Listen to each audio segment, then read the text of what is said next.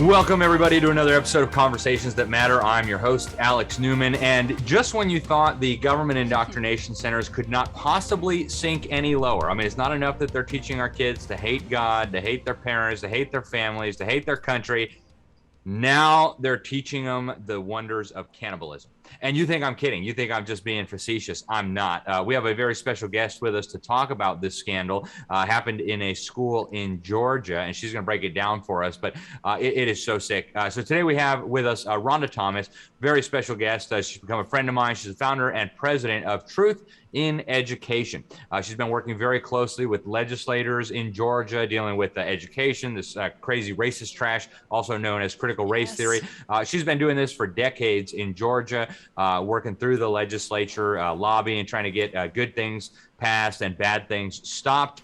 She's also a member of the Protect Child Health Coalition. They're having a big conference up in Ohio next weekend. So Rhonda and I will both be there. But so much going on, guys. And so I want to introduce you to Rhonda. She's actually a returning guest. But Rhonda, thank you so much for coming on the show today. And we had gotten some emails about this as well. But tell us what happened in this school in Georgia with this grotesque lesson.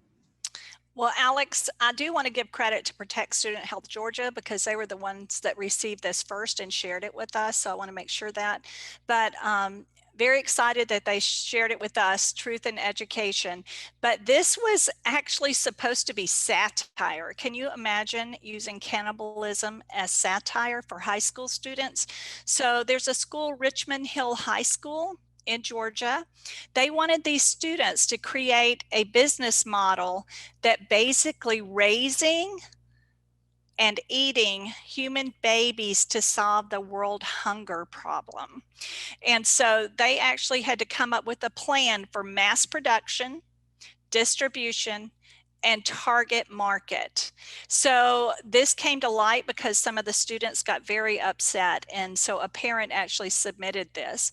But this was being taught as satire again in an English class. This was an example. So because the students were so upset, we found out about it, but we really want to make sure that parents are aware that this is trying to normalize cannibalism. We're seeing it in Hollywood, right? With the Katy Perry and the Netflix movie they did with Madonna and Drew Barrymore. So there's a lot going on. But they actually went through step by step. Let me tell you what they had. This is not part of the curriculum. We believe a teacher actually brought this in. But one of the first things that they start with is when you first give us your child that you unfortunately cannot keep, we will take them from you. Do not be worried. Your baby is in good hands. To first care for your child, we will give them a vaccine, keep them safe from for some reason, they put Panorama. After that, they usually get very tired from the shot. They will get sick and will not wake up. Can you believe this? So when this happens, we have a small funeral. And after that, in capital letters, we feast.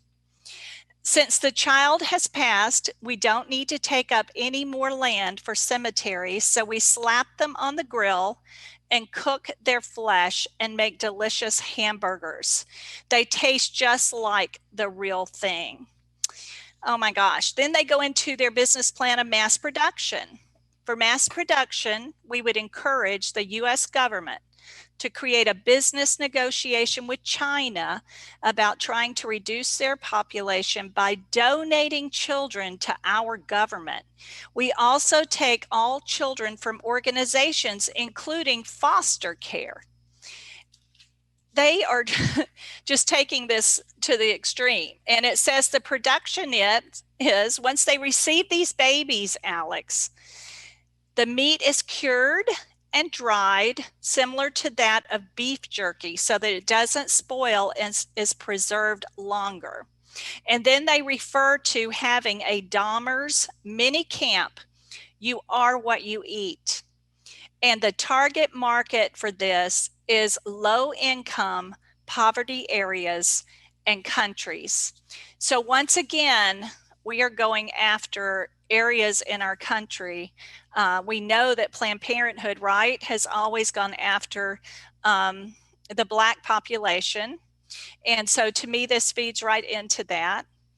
They're normalizing again cannibalization.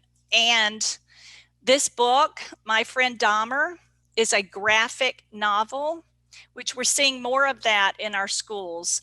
This, as they referred to in this mass production and business plan, this can be accessed through our children's database in their media centers that are filtered, but they can get into EBSCO, and I think we've talked about this before, and they can get this book, My Friend Dahmer. This is an award-winning book. Can you believe this? For our children. They're actually making a movie out of it. So our schools are targeting our children. And this goes back to, which I know you're really familiar with, social emotional learning. This is shocking their value system, shocking their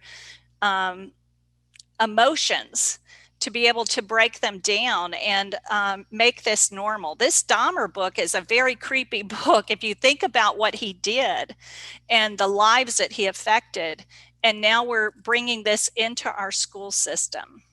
Yeah. Oh, it's so grotesque, Rhonda. And imagine the kind of reprobate mind that would come up with this and argue it was humorous. So I've actually got a photo that was sent to us. It says, Plan B, we got you covered. They got a little tagline for their monstrous baby eating business. It says, you make them, we bake them. Okay, folks, this is the kind of depraved mind. This is the kind of depraved thing that is going on in our schools. And for those who just think this is harmless fun, recognize also that this is how homosexuality was normalized and eventually foisted on America. It started off just, throwing it out there like it's fun, like it's cute, putting it in your face. And back in the 1990s, people don't realize, I think a lot of it is the young people, sodomy was still a crime across virtually the entire United States. And yet in the schools, starting in the early 1990s, the children were bombarded with LGBT propaganda, preparing them. In fact, one of the documentaries they used to show these children featured an LGBT activist teacher talking about how, hey, let's be pretend judges, children, and let's think about what we do about these mean old laws banning homosexuals from getting married. So, folks, there's a method to the madness here. We also know that in California, the governor just signed over the last week a bill mandating this ethnic studies model curriculum. For those who haven't followed our coverage of that, this insane curriculum requires elementary school children to chant to the Aztec demonic deities of cannibalism and war and human sacrifice. So, guys, the level of depravity that is invading our public schools, and as you see, it's even in Georgia, is just absolutely off the charts.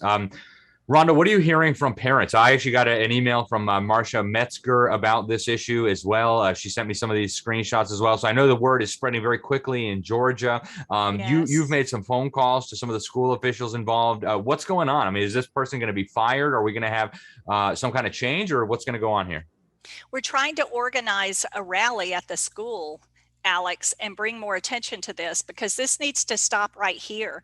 We don't know what other schools this has been introduced in. So we need to make a really big, bring a lot of attention to this, because we don't want this to go further. We need parents to understand how, like you said, depraved our schools are becoming. This is one of the worst things I think I've seen, but I'm not shocked, because when you think about what's in our schools, the mindfulness, this is satanic. This is satanic. And so we have got to get this out of our schools. The parents are very upset. There's been a lot of feedback on all of this. Parents wanting to know what to do, what can we do, because they don't want this coming to their schools. Yeah. So this teacher needs to be held accountable. Yeah. And what you said is just, it's so striking, and it's so sad that you're not even shocked. And I wasn't either. When I got this email a few years ago, I might've been shocked, but today, it'd be hard to shock me anymore with what's going on in the schools. And so I understand you even confirmed with some of the school officials that the leadership there is aware of this. Supposedly they're investigating, and who knows what else. I guess a lot of parents are upset.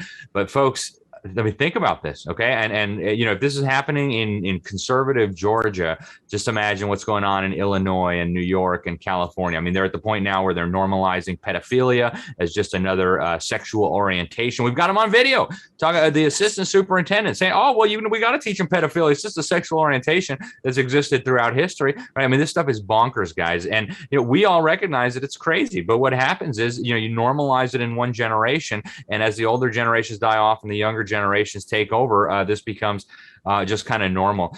Rhonda, in the last few minutes that we have left, what advice do you have for parents, for activists, for taxpayers who are sick of this? What can people do, and how can people in Georgia get in touch with you and connect with the excellent work that you're doing there? They can reach out to us through truthineducation.org, Alex, and my email is rhonda@truthineducation.org. And we really are encouraging parents to take a stand. This may require eventually us pulling our children from these schools. These schools are not getting better. They're really not. It's just getting worse. So we want to encourage parents, do not stand back on the sidelines. You can't. We are here for this purpose, and we need to stand up for our children. Our children need to see us standing up for them, but we need to get involved. We need to not have our heads in the sand or be fearful. They have done a good job of creating fear in parents and teachers. Well, y'all are domestic terrorists now, right? If you go and stand up for your kids, you're a domestic terrorist.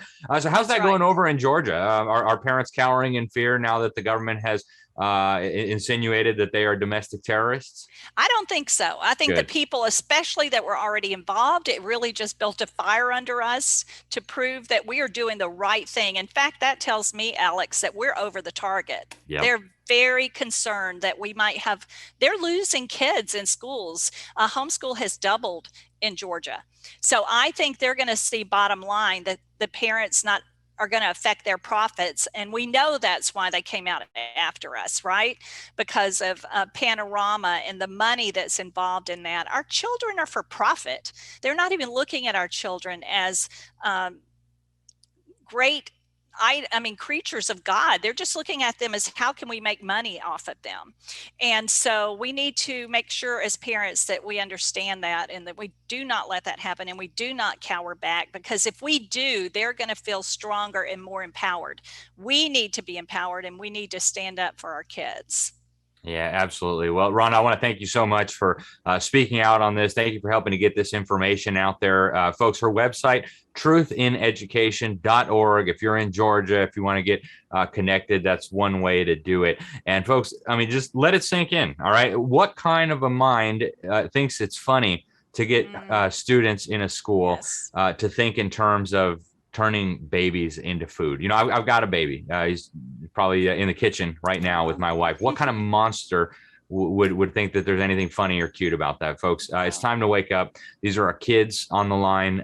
These are horrific, demonic, evil ideas that are being put into their heads. This is poison, and it's going to lead to a catastrophe if we don't take action. Rhonda, thank you for joining us.